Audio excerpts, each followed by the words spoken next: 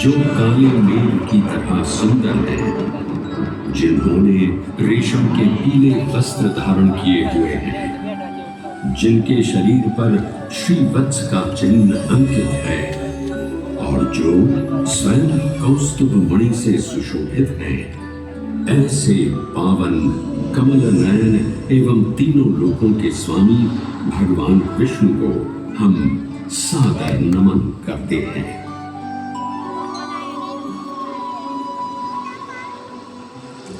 आस्था, दिव्यता, इतिहास एवं वास्तुकला का समन्वय हूं मैं।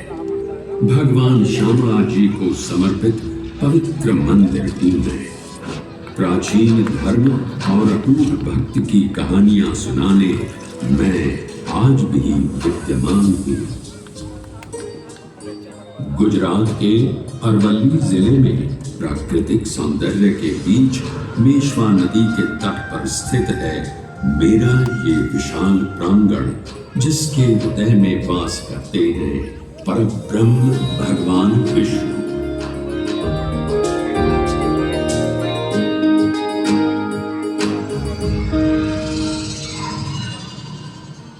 इस पवित्र मंदिर में श्रद्धालुओं द्वारा पूजे जाने वाले साक्षी गोपाल या देव गदाधर विष्णु भगवान का एक श्याम स्वरूप है, जिनका एक आध्यात्मिक महत्व भी है। श्याम रंग भगवान की दिव्य प्रकृति, उत्कृष्टता एवं संसार की नकारात्मक ऊर्जा को स्वयं में समाने की क्षमता को दर्शाता है। ये त्रिलोकपति भगवान विष्णु के दुर्लभ मंदिरों में से एक है, जिसमें उनके 8वें अवतार श्री कृष्ण के रूप को पूजा जाता है।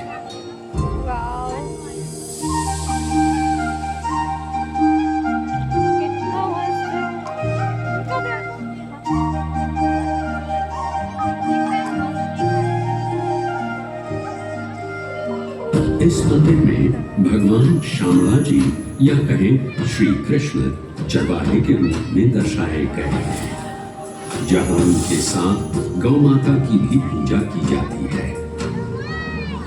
वैष्णवों के लिए श्यामला जी मंदिर पूरे भारत के 154 प्रमुख तीर्थों में से एक तो है ही। इसके अलावा गुजरात के 3 सर्वश्रेष्ठ मंदिरों में द्वारका और डाकोर के साथ श्यामला जी मंदिर का नाम भी लिया जाता है।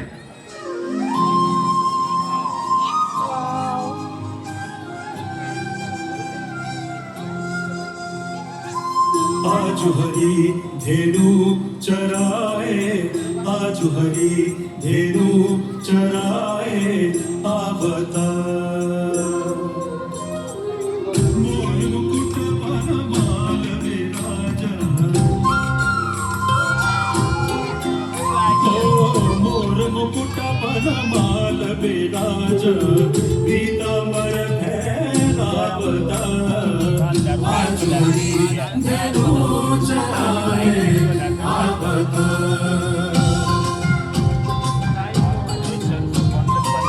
टोटेम बना ताकि पूरा आवे ना, पूरा आ रहा है। वो बना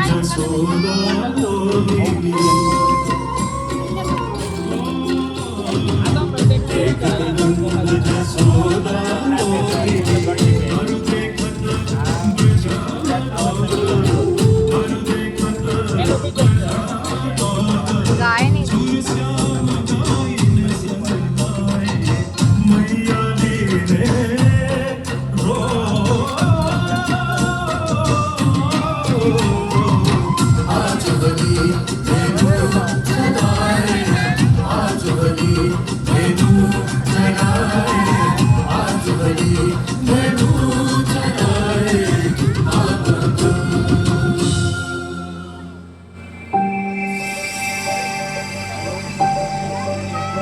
भक्ति भाव से पूर्ण इस मंदिर के निर्माण से जुड़ी अनेक किंवदंतियां एवं पौराणिक कथाएं हैं, जो आज भी जनमानस में सुनने को मिलती हैं। उनमें से एक पौराणिक कथा पर ध्यान दें तो इस करमभूज तीर्थ क्षेत्र को श्यामला जी के नाम से जाना जाता है। ऐसी मान्यता है कि पश्चाताप करने हेतु ब्रह्मा जी गुजरात में त्रिशूल पर्वत के निकट पहुंचे और उन्हें ये स्थान पवित्र लगा। उन्होंने भगवान शिव का आह्वान कर लगभग 1000 वर्ष तक कठोर तपस्या की। उनकी तपस्या से प्रसन्न हो महादेव ने उन्हें दर्शन दिए और उनसे एक महायज्ञ करने का आग्रह किया। तत्पश्चात ब्रह्मा जी ने आदित्य प्रवर महायज्ञ करने का निर्णय लिया। महायज्ञ में विद्वान पंडितों आदि को आमंत्रित किया गया, जिन सबके हाथ धोते समय झील पानी से भर गई थी, जिसका पवित्र जल मनुष्य के पापों को नष्ट करने में सक्षम था। इसलिए देवताओं ने इस स्थान का नाम करम्बूज तीर्थ क्षेत्र रखा। ब्रह्मा जी की प्रार्थना से भगवान विष्णु प्रसन्न हुए और उनसे कहा, हे ब्रह्मदेव, मैं आपकी प्रार्थना से प्रसन्न हूं। आप अपनी इच्छा व्यक्त करें। मुझे बताएं कि आपको क्या वरदान चाहिए। हे स्वामी, हे सृष्टि के पालनहार, आप मुझे वरदान दें कि जो कोई मनुष्य श्रद्धापूर्ण आपकी पूजा अर्चना करेगा उसका कोई अहित न हो, एवं मोक्ष पाने हेतु जो कोई भी करम्बूज तीर्थ की यात्रा करेगा, आप उन्हें अपने शान रूप के दर्शन देकर उनका उद्धार करेंगे। तथास्तु। हे ब्रह्मदेव, मैं सदैव के लिए करम्बूज तीर्थ में निवास करूंगा और जो कोई मनुष्य सच्चे श्रद्धा भाव से मेरी पूजा अर्चना करेगा, मेरा आशीर्वाद उस पर सदैव ही रहेगा। मान्यता है कि तब से भगवान विष्णु अपनी लंबी गदा धारण किए हुए अपने श्याम रूप में इस तीर्थ में निवास करते हैं। इसलिए उन्हें गदाधर के रूप में भी पूजा जाता है। ऐसी ही एक और किंवदंती है जो इस मंदिर के निर्माण का ताना बाना बुनती है। माना जाता है कि देवताओं के वास्तुकार विश्वकर्मा ने एक ही रात में इस मंदिर का निर्माण किया, परंतु प्रातः होते ही वो इस मंदिर को अपने साथ ले जाने में असमर्थ थे, तो उन्होंने इस मंदिर को यहीं छोड़कर जाने का निर्णय लिया।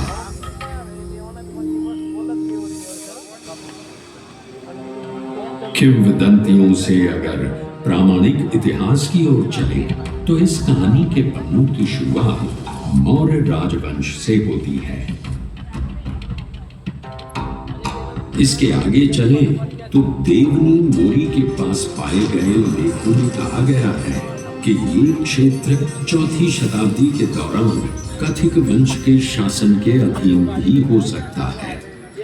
देवनी मोरी के पास खुदाई के दौरान पाए गए प्रमाण इस ओर भी संकेत करते हैं कि यहाँ भगवान शिव की आराधना के साथ साथ बौद्ध धर्म के अनुयायियों का भी वास था।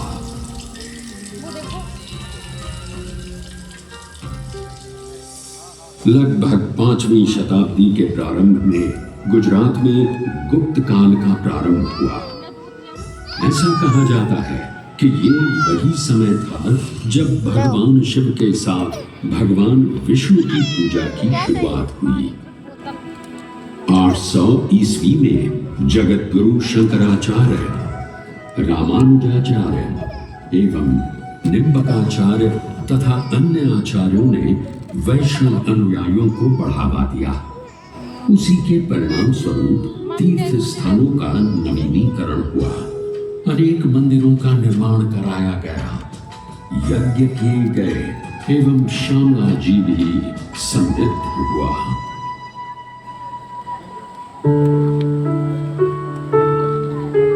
उन्हीं मंदिरों के निर्माण में मेश्वो नदी के तट पर हरिश्चंद्रनी चौरी मंदिर का विवरण भी मिलता है। 10वीं शताब्दी ईसा पूर्व में बने इस मंदिर की झलकियां आज भी देखने को मिलती हैं। इस मंदिर में एक आयताकार गर्भगृह के सामने एक बड़ा मंडप स्थापित है, जिसमें 2 समीपवर्ती दीर्घाएं हैं जो सभाओं या अनुष्ठानों के लिए स्थान सुझाती हैं। गर्भगृह की दीवारों पर कोई मूर्ति या नक्काशी अब नजर तो नहीं आती, लेकिन किंवदंतियों को माने तो यहाँ देवी मंगला की मूर्ति स्थापित हुआ करती थी। मंदिर का शिखर नागर शैली में निर्मित है। वर्तमान में मंदिर परिसर की दीवारें तो गिर चुकी हैं, लेकिन सजावटी प्रवेश द्वार यानी तोरण अब भी खड़ा दिखाई पड़ता है, जिसे गुजरात का सबसे पुराना तोरण माना जाता है। मान्यताओं के अनुसार राजा हरिश्चंद्र के विवाह स्थल के रूप में भी इस स्थान को जाना जाता है। हरिश्चंद्रनी चौड़ी नाम से प्रसिद्ध ये मंदिर प्राचीन भारतीय वास्तुकला के प्रमाण के रूप में सदियों से आज भी खड़ा है। समय बदला, दौर बदला। गुजरात में सोलंकी वंश के पतन के बाद एक बुरा दौर शुरू हुआ। तब धार्मिक कट्टरता के आधार पर विदेशी आक्रांताओं ने अनेक मंदिरों को नष्ट कर दिया। राजनीतिक अराजकता के उस दौर में ईडर शासकों ने लगभग 1520 ईस्वी में एक संधि द्वारा इस क्षेत्र को पुनः प्राप्त कर लिया।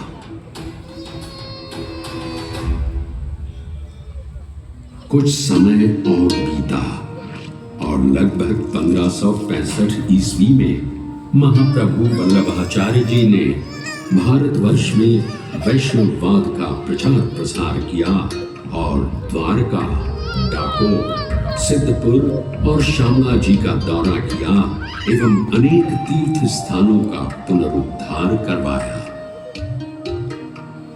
महाप्रभु वल्लभाचार्य जी एक महान भक्ति दार्शनिक थे और उन्हीं के प्रभाव से तत्कालीन शासकों ने सनातन धर्म के प्रति उदारता दिखाई थी।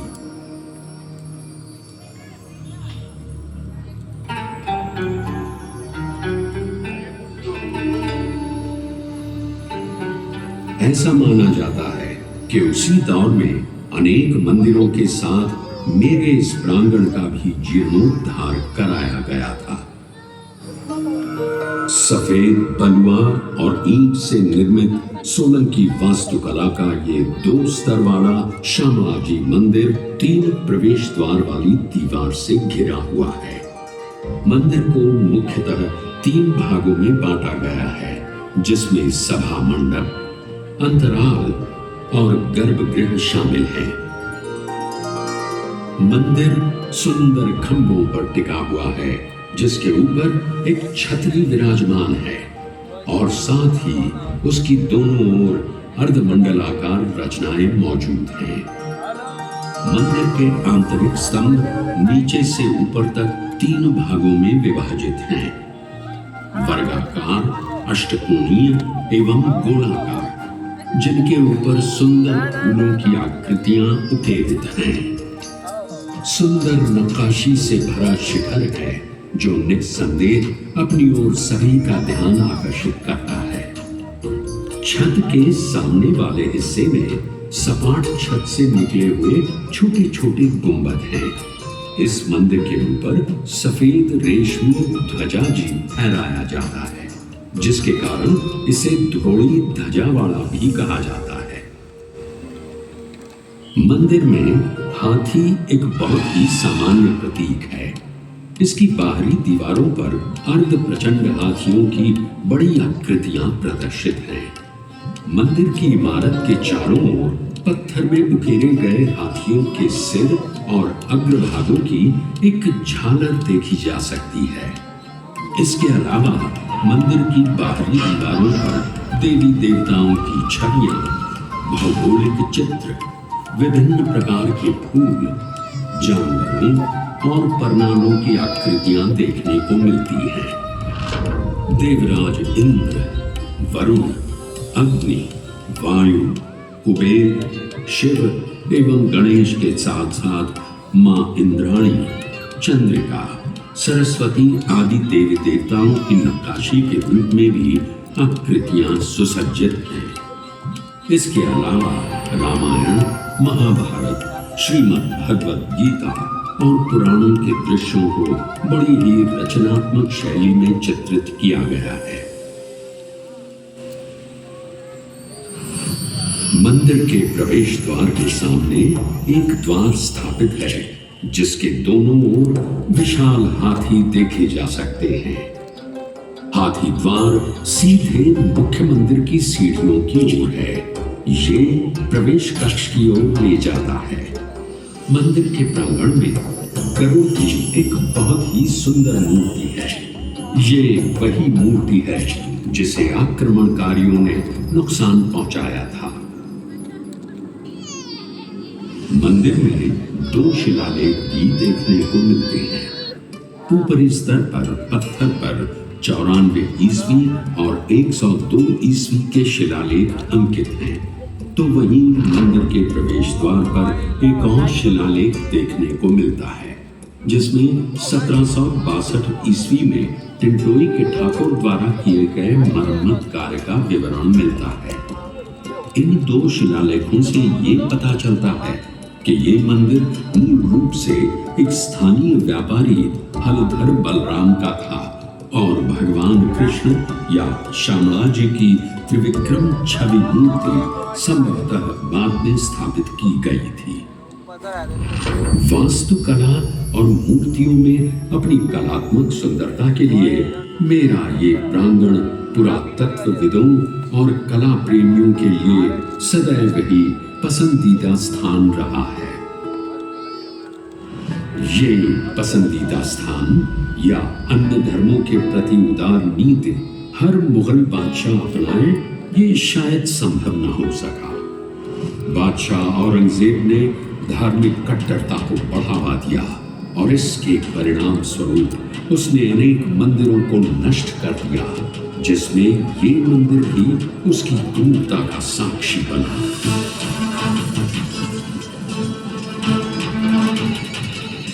ईडर के महाराजा, ठाकुर और राजपूतों ने मुगल सेना का बहादुरी से सामना किया, परंतु वो जीत न पाए। अपने आत्मसम्मान की रक्षा अपने प्राणों से ज्यादा महत्वपूर्ण होती है। शायद यही बात अपने मन में लिए उन्होंने पुनः प्रयास किया और इस बार मुगल सेना को इस क्षेत्र से खदेड़ दिया।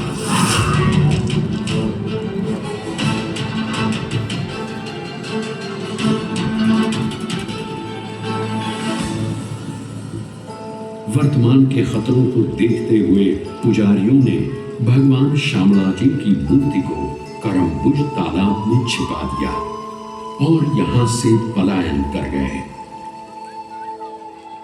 माना जाता है कि तब आदिवासी यहां खेती किया करते थे। कुछ समय बाद एक आदिवासी को खेती करते समय यह मूर्ति प्राप्त हुई और उसने इसे अपनी झोपड़ी में रख पूजा अर्चना करना शुरू कर दिया। ये भगवान का आशीर्वाद ही था कि सूखी बंजर पड़ी जमीन पर भी अच्छी फसल हुई। आदिवासियों के लिए ये उनके कालिया देव का आशीर्वाद था। मूर्ति का रंग काला होने की वजह से कालिया देव नाम आया। जब ये बात श्री शाहूकार हरसोला वणिक कल्याण जी शाह को पता चली तो उन्होंने एक मंदिर बनवाया एवं मूर्ति की प्राण प्रतिष्ठा भी करवाई।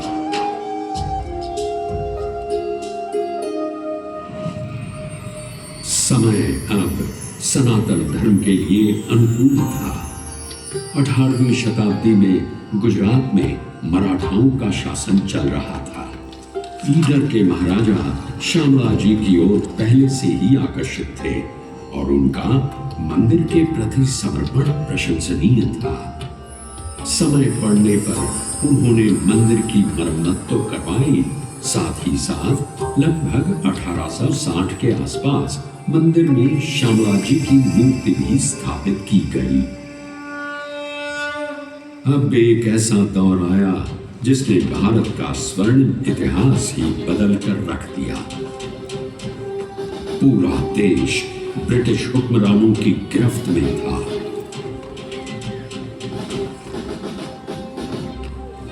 परिस्थितियां अब प्रतिकूल थी।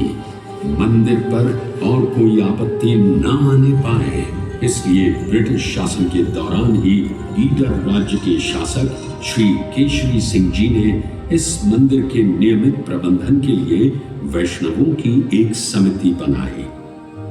रख रखाव का भार श्यामला जी के आसपास के क्षेत्रों जैसे मोडासा, सरडोई और टिंडोई के भक्तों पर डाल उन्हें मंदिर प्रशासन के लिए नियुक्त कर लिया गया। समय सदा एक सा नहीं रहता, ये बात बिल्कुल सही है, क्योंकि अब अंग्रेजों का वक्त खत्म होने वाला था। सन 1947 में भारत आजाद हुआ और उसके लगभग 13 वर्षों बाद जन्म हुआ गुजरात राज्य का, जिसके अरवल्ली जिले में मैं यानी ये मंदिर स्थापित है।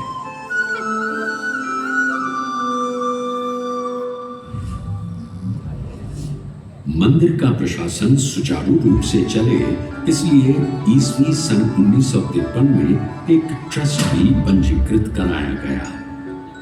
मंदिर के प्रति निष्ठा रखने वाले कई पुण्यात्माओं ने इस तीर्थ स्थान के सौंदर्यीकरण में अपना अविस्मरणीय योगदान दिया। उन्हीं में से श्री मफतलाल गगलभाई का नाम अग्रणी रूप से लिया जाता है। न केवल उन्होंने बल्कि उनके परिवार के सदस्यों ने भी मंदिर के प्रति अपनी आस्था रखी और श्यामला जी मंदिर का जीर्णोद्धार करवाया और इसे सुंदर मूर्तियों से सजाया।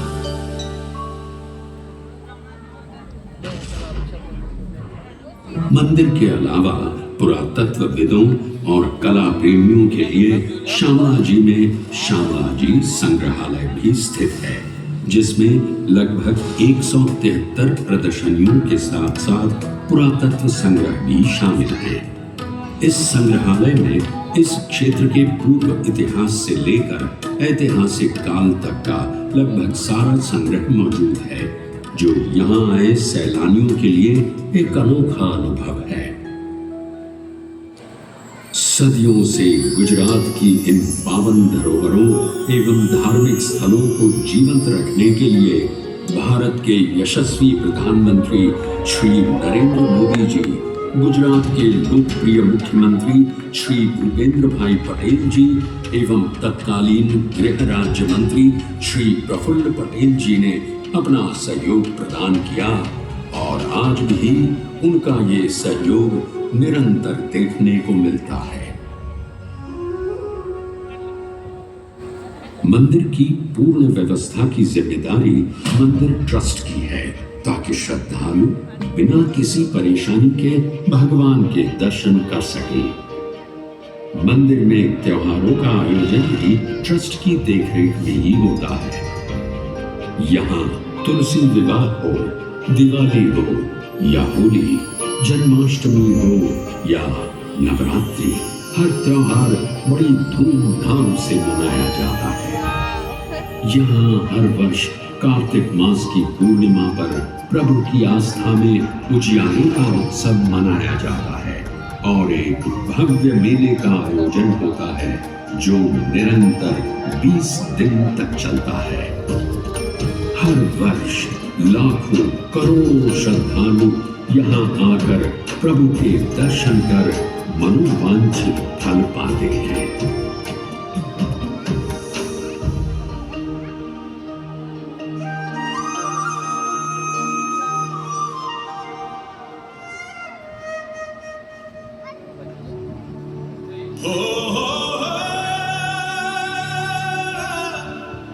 मारी हुंडी स्वीकारो महाराज, सावर